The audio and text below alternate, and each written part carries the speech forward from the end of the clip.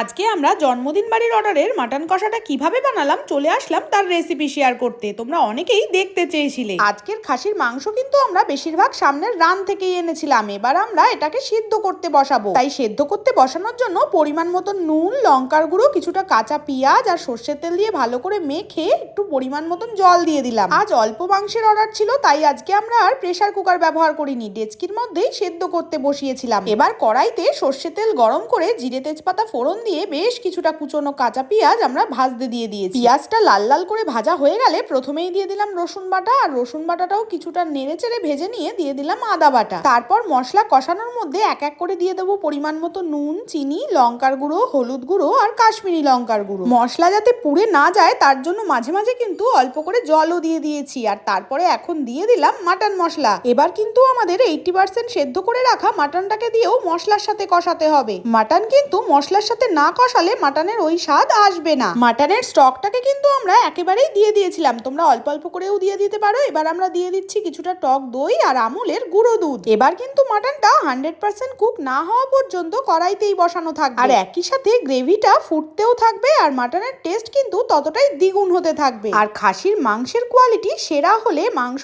রান্না করলে কিন্তু চারিদিক গন্ধে ম ম করবে। এবার মাংস নামিয়ে নেওয়ার পালা। ওপর থেকে দিয়ে দিলাম চন্দনের গুঁড়ো, ঘি আর গরম মশলা। এবার তোমরাই কমেন্ট করে জানাও যে মাংসটা আজকের খেতে কেমন হবে।